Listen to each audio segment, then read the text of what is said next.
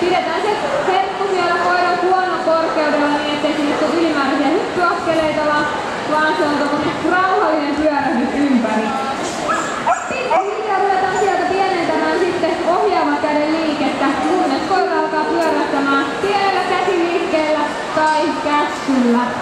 Muistetaan palvata koira totta kai jokaisen kierroksen jälkeen treenivaiheessa. Sitten kun se sieltä tuntuu, niin voidaan lähteä itse pyörimään mukana.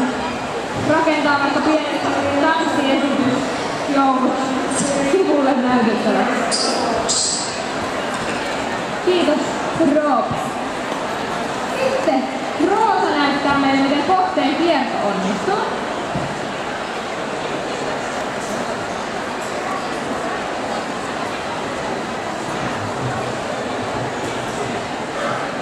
Oli vähän sutia, taitaa olla vähän liukas alusta, mutta hyvin sieltä päästiin ympäri. Miten tämän tempun kanssa sitten lähettäisiin liikkeelle? Aloitetaan taas viemällä herkku kiinni sinne koiran kuonoon ja ohjataan koira sen halutun kohteen ympäri. Ja totta kai taas palkkasin heti kun on perille päästy.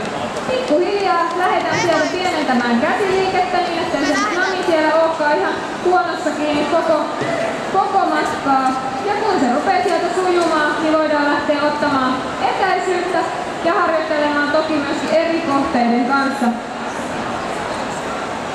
tätä kiertämistä, jolloin sitten voidaan tääkin treeni ottaa vaikka metsälenkillä mukaan, pistää koiraa sieltä kiertämään puita vaan lähetellään näin hienosti kiertelemään.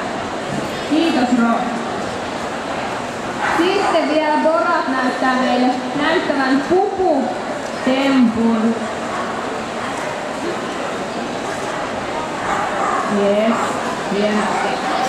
Elikkä tästä aloitetaan niin, että koira on istumassa siinä meidän vieressä tai jalkojen välissä ja herkku kiinni koiran kuonossa. Hitaasti viedään sitä namia sinne koiran korvien väliä kohti. Ja heti kun koira vähänkin nostaa toista tai molempia etutassuja, niin nopeasti palkka sinne koiran suuhun. Huomioittehan kuitenkin sen, että se pylly pitäisi pysyä siellä maassa. Eli varokaa nostamassa sitä kättä liian korkealle ja palkataan koira niistä kerroista, kun maltilla se pylly pysyy tosiaan siellä maassa.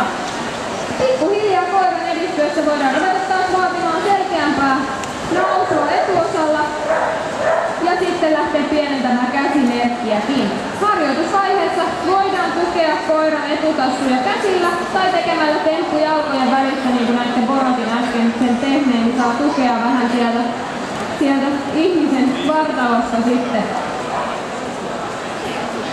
Kiitos Borotille hienoista pupuista. Nyt vielä yhteistyössä ATL Tuonti Oyn kanssa arvoimme Karistolla toimivan LED-jatkopalan hipnaan. Tuolla Ilona heiluttelee, näette, hieno punainen pätkä. Saadaan koirat näkyviin. Ilona tulee heittämään 10 paperituppoa, josta yhdessä lukee voitto. Ja sillä saamme palkinnon Ilonalta siitä noudettua, jos heti bongaatte tai sitten tuossa meidän osastolta vieressä. Myös USB-piuhalla ladattavia valopantoja ja muuta on saatavilla ATL niin osastolla 6N41, eli tuosta suunnasta suoraan. Käykää ihmeessä tutustumassa ja tuomaan valoa tänne meidän pimeeseen.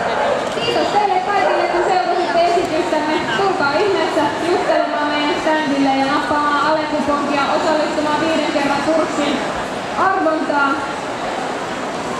Eli tervetuloa lisäämään taitoa tassuihin ja pitämään hauskaa koiran kanssa.